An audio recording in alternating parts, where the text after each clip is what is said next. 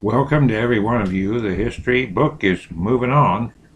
I just noted that the theologians were talking about this book and how it was published, and they want to war it against the doctrine, see, and that's just absolute wrong. They help to enhance one another. In other words, um, this history book shows the authenticity of our doctrine. And our doctrine helps to understand this history book. So the two things absolutely work together. If there's any difference in a number or something in here, we go with the King James, of course. And why is that? Because for the last 40 years, for myself and others, we put our doctrine to the test. All 77 books, we tested it thoroughly. I'm talking about archaeology. I'm talking about Hebrew and Greek. The theologian said, well, it's the Greek Septuagint. Listen to me. See, I'm not supposed to know this. I'm supposed to be stupid, and he's got the credentials. But the Septuagint was already in Hebrew in the Old Testament. That's what the apostles had. And it wasn't until they got ready to spread it around the whole pancake of the earth that it was translated into Greek, from there to be translated into every language in the firmament of the earth. So it's not the Greek Septuagint. The Greek Septuagint was translated out of Hebrew. Anyway, I watch them go on, and it's really irritating. In other words, this history it shows the authenticity of our Bible, and our Bible shows you how accurate this history can be.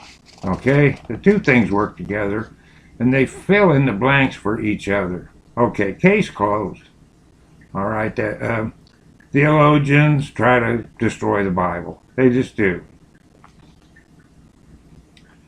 Anyway, here we are in chapter 24, the number of the elders that are consistently before the throne of God. It ties right into the 7, the holy number. The two sevens here, 24. Okay, and that's God's holy modal system, as it's labeled, as I like to call it also. And here it is. And we have Sarah that died here in chapter 24, verse 1. And the life of Sarah was 127 years, and Sarah died.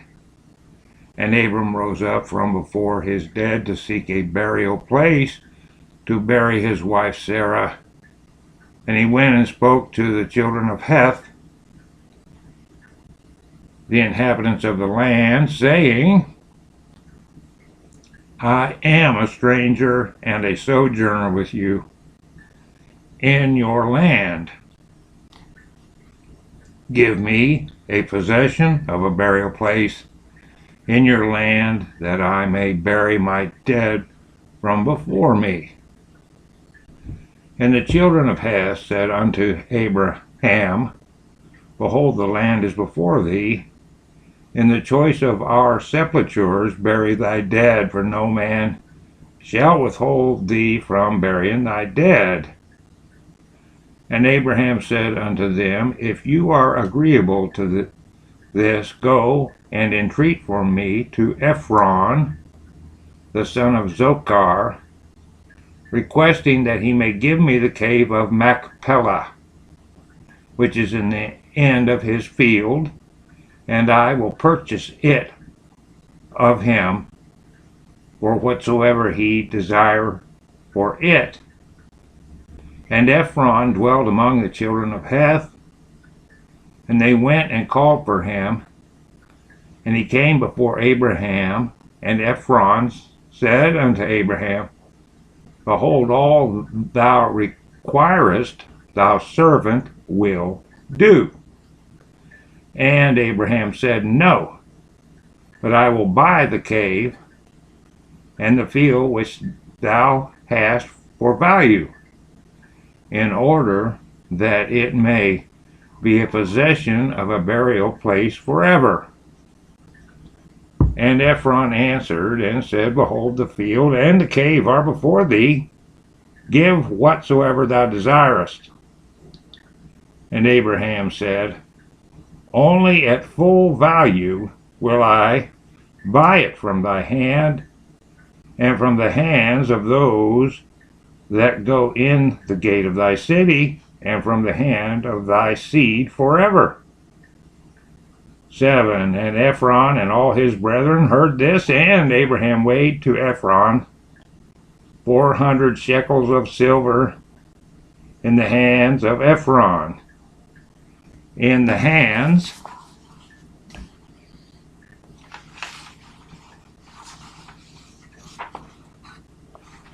of all his brethren. And Abraham wrote this transaction, and he wrote it and testified it with 4 witnesses. You notice in the Bible and in Jasher how everything's in writing, that people were not just ignorant people that were not educated. There's more uneducation going on today, if you want to know the truth, because people are staring at their gizmo. They can't even do simple arithmetic today. Not only that, but you got the whole Dark Ages thing where no one was reading anything. I'm telling you, these people wrote all their transactions over and over. I'm talking about weddings and everything else. It's all through the Bible. To sit here and think that people were just stupid until modern times, you're naive. This history book's full of it. Abraham wrote this transaction, and he wrote it and testified with 4 witnesses. And in order to do that, folks, those witnesses had to what? Be able to read. I'm telling you, it's all through the doctrine. 8, and these are the names of the witnesses: Amigal, son of Abishna the Hittite; Hadikoram, son of Ashunach the Hivite; Abdon, son of Aram the Gomerite; Bachdil, the son of Adish the Zidonite. In 9, and Abraham took the book of the purchase and placed it in his treasures. And these are the words that Abraham wrote in the book, namely, that the cave and the field Abraham bought from Ephron the Hittite, and from his seed, and from those that go out of his city, and from their seed forever, are to be a purchase to Abraham and to his seed, and those that go forth from his loins, for a possession of a burial place forever. And he put a signet to it, and testified it with witnesses. 11, and the field and the cave that was in it, and all the place were made sure to Abraham and unto his seed after him from the children of Heth. Behold, it is before Mamre in Hebron, which is in the land of Canaan. And after this, Abraham buried his wife Sarah there, and that place and all its boundary became to Abraham and unto his seed for possession of a burial place. 13, and Abraham buried Sarah with pomp, as observed in the interment of kings, and she was buried in a very fine and beautiful garments. Okay, and pomp is a royal word. Okay, many times it's evil. In this case, it is not. It is describing royalty now. And many times in the Bible, in the King James, when you see royal pomp, it's money and wealth and power to the point of being ghastly, evil, and sickening. It is when it comes to pomp, it is wealth and power to the point it's filthy. Okay? But that is not here. This just means it's a royal type funeral. 14, and at her bier was Shem, the sons of Eber, and Abimelech, together with Anar, Ashcol, and Mamre, and all the grandees of the land followed her bier. 15, and the days of Sarah were 127 years, and she died. And Abraham made a great and heavy mourning. He performed the rites of mourning for 7 days. 16, and all the inhabitants of the land comforted Abraham and Isaac his son on account of Sarah. All right, now, as I was saying here the other day, he talked about studying under Shem and Eber, and that comes true. And when it come time for Isaac to go and learn the ways of the Lord, didn't he get a lesson in that here with the Lord stopping that human sacrifice? Was that not a lesson in life that would help Isaac the rest of his days to understand the doctrine and the mind of God, the impossible task of understanding God's wisdom and understanding, and this quest that we're all on?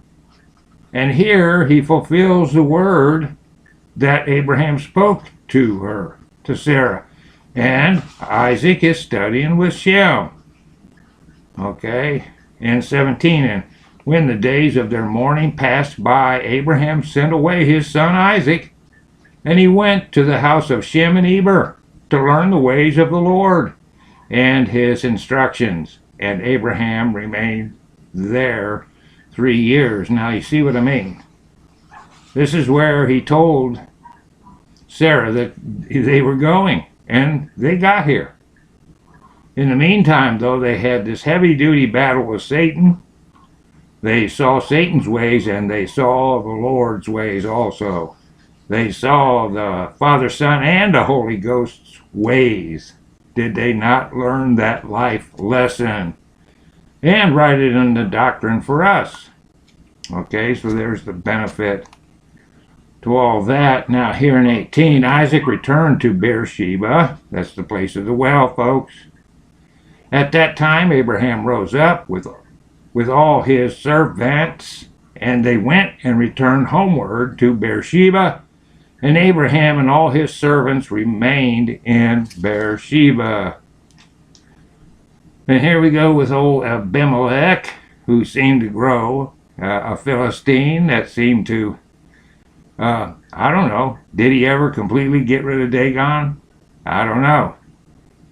But I think he did learn some things about the Lord. Hopefully he did reject the satanic god Dagon. But here we are. Abimelech dies here at this point in 19. And at the revolution of the year, Abimelech, king of the Philistines, died in that year. He was 193 years old at his death, and Abraham went with his people to the land of the Philistines, and they comforted the whole household and all his servants. And he then turned and went home. And it was after the death of Abimelech that the people of Gerar took Ben-Malach, his son, and he was only 12 years old, and they made him lying in the place of his father. Okay, in 21, and they called his name Abimelech after the name of his father, for thus was it their custom to do in Gerar. And Abimelech reigned instead of Abimelech his father, and he sat upon his throne. And it wasn't just a custom here with the Philistines, and that makes it very hard to trace these people when they repeat the name for generation after generation, or when the Satanists change their name so that they can't be traced.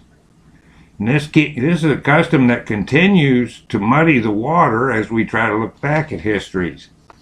Because it's not always explained like this. How Abimelech took his dad's name.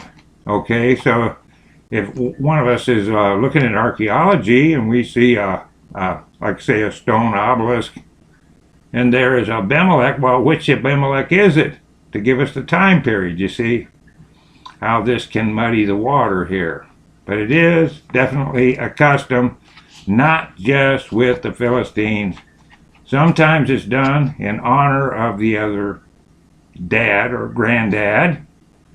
Sometimes, though, that's just hiding the secret religion, society / family of the elite. All right, so just keep that in mind as we study this old history. Now in 22 we have Lot dying. And Lot, the son of Haran, also died in those days in the 39th year of the life of Isaac. And all the days that Lot lived were 140 years, and he died. And these are the children of Lot that were born to him by his daughters. The name of the firstborn was Moab. The name of the second was Ben-Ammi. 24. And the two sons of Lot went and took themselves wives from the land of Canaan, and they bare children to them. And the children of Moab were Ed, Mayon, Tarsus, Canvol, 4 sons. These are fathers to the children of Moab unto this day. 25. And all the families of the children of Lot went to dwell wherever they should light upon, for they were fruitful and increased abundantly. Okay, so their population was growing. That's the increased abundantly. And they also increased in wealth. 26. And they went and built themselves cities in the land where they dwelled, and they called the names of the cities which they built after their own names. Now Nahor, the son of Terah, he goes. 27. And Nahor, the son of Terah, brother to Abraham, died in those days in the 40th year of the life of Isaac. And all the days of Nahor were 172 years, and he died and was buried in Haran. 28. And when Abraham heard that his brother was dead, he grieved sadly, and he mourned over his brother many days. And Abraham called for Eliezer, his head servant, to give him orders concerning his house. And he came and stood before him. 30. And Abraham said to him, Behold, I am old. I do not know the day of my death, for I am advanced in days. Now therefore rise up, go forth, and do not take a wife for my son from this place, and from this land, from the daughters of the Canaanites amongst whom we dwell.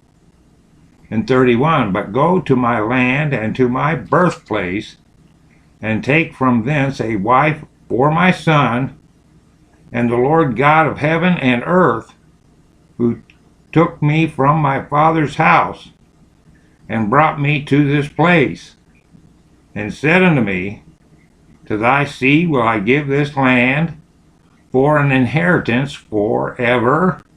He will send his angel before thee, and prosper thy way, that thou mayest obtain a wife for my son, from my family and from my father's house.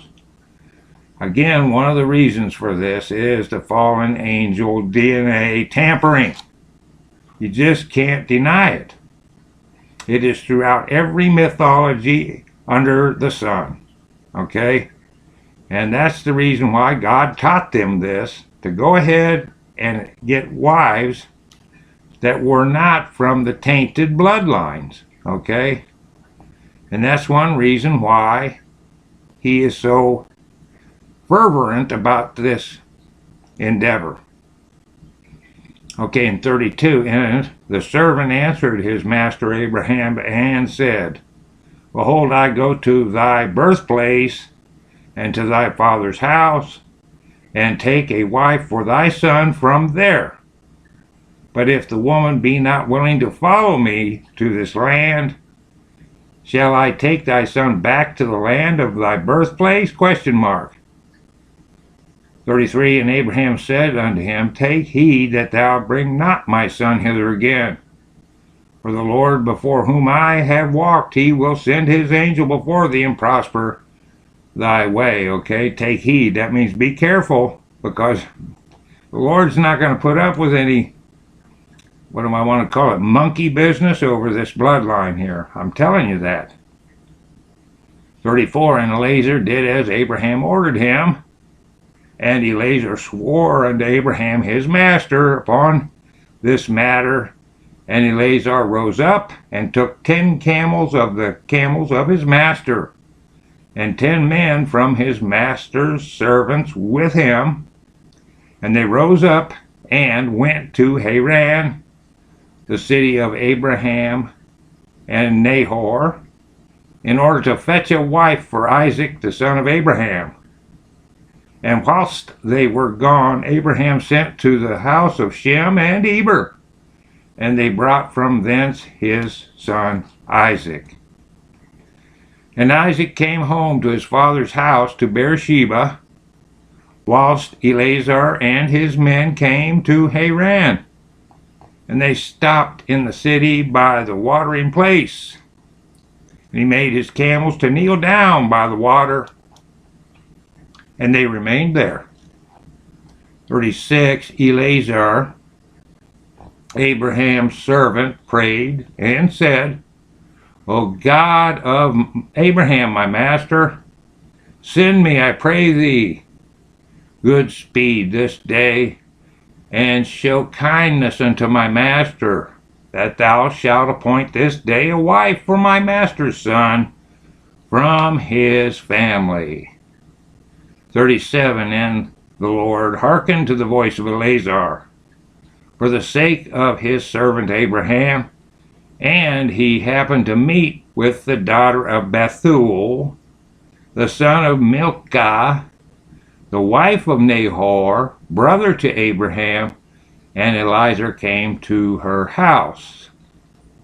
And Eliezer related to them all his concerns, and that he was Abraham's servant, and they greatly rejoiced at him. 39, and they all blessed the Lord who brought this thing about, and they gave him Rebekah, the daughter of Bethuel, for a wife for Isaac. Okay, and we have all the other details from the Bible that harmonize with this chapter. We do. 40, and the young woman was of very comely appearance.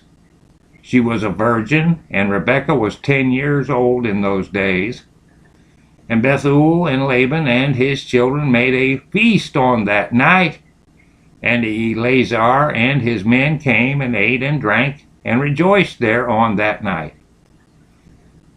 And Eliezer rose up in the morning, he and the men that were with him, and he called to the whole household of Bethuel, saying, Send me away, that I may go to my master, And they rose up and sent away Rebekah and her nurse Deborah, the daughter of Uz, and they gave her silver and gold, men servants and maid servants.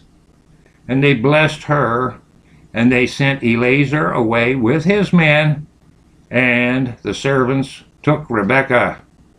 And he went and returned to his master to the land of Canaan. All right, there's lots of details in the Bible, in the Old Testament, over this. In 44, we have the married Isaac and Rebekah. 44, and Isaac took Rebekah, and she became his wife, and he brought her into the tent. And Isaac was 40 years old when he took Rebekah, the daughter of his uncle Bethuel, for a wife. Okay, we're doing so good, we'll just go on and do 25 here. And here we have the sons of Keturah in 25. In chapter 1 it says, "And it was at that time that Abraham again took a wife in his old age, and her name was Keturah, from the land of Canaan. And she bare unto him Zimran, Jokshan, Medan, Midian, Ishbak, and Shuach, being 6 sons. And the children of Zimran were Abihan, Molech, and Narim. And the sons of Jokshan were Sheba and Dedan. And the sons of Medan were Amida, Joab, Gochi, Elsha, and Nothak.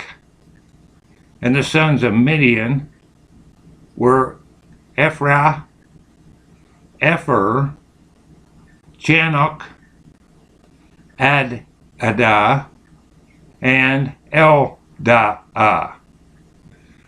And the sons of Ishbak were Machiro, Beodua, and Tater. And the sons of Shuach were Bildad, Mamdad, Munan, and Meban. All these are the families of the children of Keturah, the Canaanitish woman, which she bare unto Abraham, the Hebrew. And Abraham sent all these away, and he gave them gifts, and they went away from his son Isaac to dwell wherever they should find a place. 7, and all these went to the mountain at the east, and they built themselves 6 cities, in which they dwelled unto this day. So you see, this is really harmonizing with the Old Testament. The two things are not at all pushing against each other at all. All they do is help the edification process to the reader. In 8 it says, "But the children of Sheba and Dedan, children of Jokshan, with their children did not dwell with their brethren in their cities. They sojourned and encamped in the countries and wildernesses unto this day." 9, and the children of Midian, son of Abraham, went to the east of the land of Cush, and they there found a large valley in the eastern country, and they remained there and built a city, and they dwelt therein. That is the land of Midian unto this day. Midian dwelt in the city which he built, he and his 5 sons, and all belonging to him. 11, and these are the names of the sons of Midian, according to their names in their cities: Ephah, Epher, Chanok, Abda, and Eldah. And the sons of Ephah were Methach, Meshar, Ava, Tazanua. And the sons of Epher were Ephron, Zur, Eleron, and Medan. And the sons of Chanok were Revuel, Rechem, Azi, Alyoshub, and Alad. And the sons of Abida were Chur, Melud, Uri, Mokchi. And the sons of Eladah were Micah, and Reba, and Malchijah, and Gabol. These are the names of the Midianites according to their families, and afterward the families of Midian spread throughout the land of Midian. Or Midian. And in 14 here it says, and these are the generations of Ishmael, the son of Abraham, whom Hagar, Sarah's handmaid, bare unto Abraham. And Ishmael took a wife from the land of Egypt, and her name was Ribah. The same is Meribah.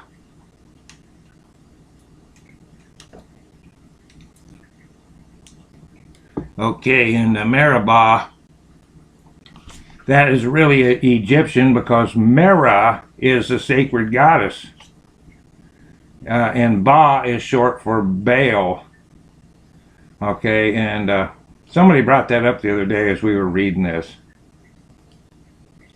16, and Ribah bare unto Ishmael Nebaioth, Kedar, Adbeel, Mizbasam, and their sister Boshmath. 17, and Ishmael cast away his wife Ribah, and she went from him and returned to Egypt to the house of her father, and she dwelt there, for she had been very bad in the sight of Ishmael and in the sight of his father Abraham. Okay, we just studied that.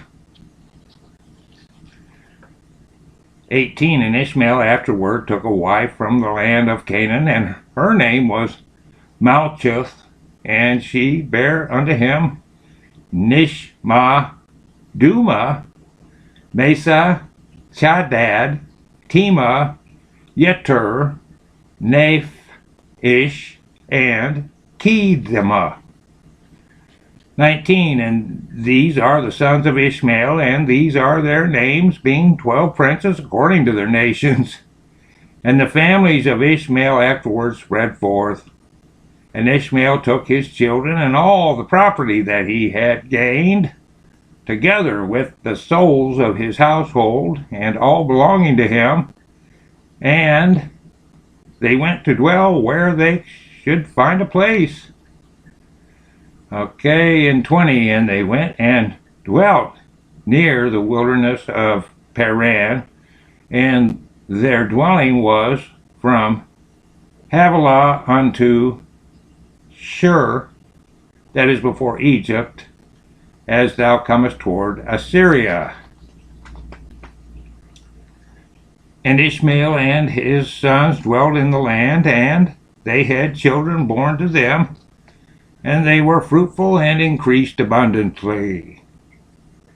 And these are the names of the sons of Nebaioth, the firstborn of Ishmael, Mend, Send, Mayon, and the sons of Kedar were Alion, Kizem, Chamad, and Eli, or Eli. In 23, and the sons of Adbeel were Chamad and Jabin, and the sons of Mibsam were Obadiah, Eba, Melech, and Yeush.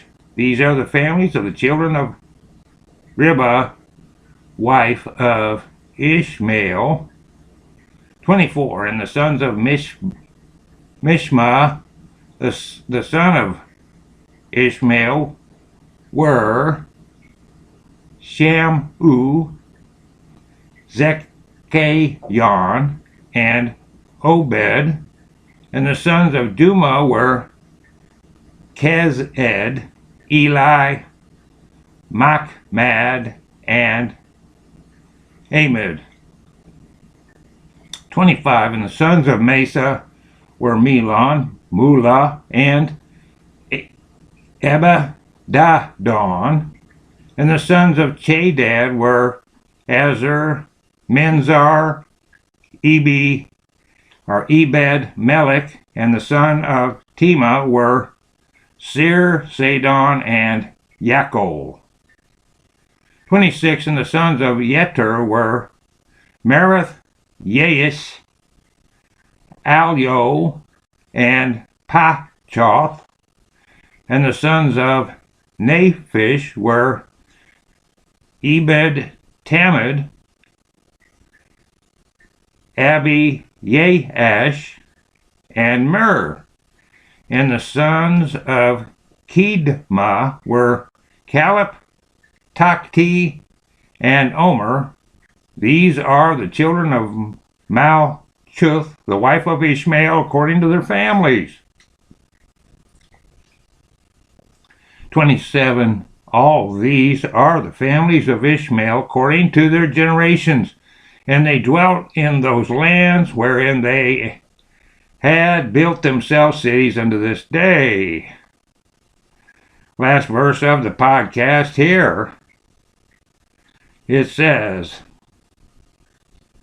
that Arpachshad died. 28. And Rebekah, the daughter of Bethuel, the wife of Abraham's son Isaac, was barren in those days. She had no offspring, and Isaac dwelt with his father in the land of Canaan. And the Lord was with Isaac, and Arpachshad, the son of Shem, the son of Noah, died in those days, in the 48th year of the life of Isaac. And all the days of Arpachshad lived were 438 years, and he died. Now, you see, we did a thing on the maps. I just wanted to see if people wanted us to dwell more, to do more on where these bloodlines went with their names and their families and their towns. So we watched, and it didn't seem like people were really interested in the maps. But let me say this, sometimes as you're studying, you'll get to the point where this stuff will become more important. It happened to me that way when I first started reading some things. I had to really focus to keep my mind from wandering. It got a little boring in places, the Bible. But actually, as I grew in the knowledge of the Lord, then I started to become more interesting, and I could easily focus on it. And that's the same way with maps. You can read the Bible and never look at a map and get the meaning behind it. But you're going to grow to the point that you're going to say, hey, wait a minute, where are we talking about? See? And that's the meaning of this here. It's something that is important, or it wouldn't be in the history here. It wouldn't be in the doctrine in the Bible if it wasn't important. And so as you and I are growing, and the people here at the table, we're growing. And so down the road, as you go through this stuff, this will become important down the road to you out there, studier. But nevertheless, we went through this. Here is the history. Here is the places they went, and here's the bloodlines and the names of the folks here back in these old days. So we're going to get this up to you. Thank you. Bye-bye.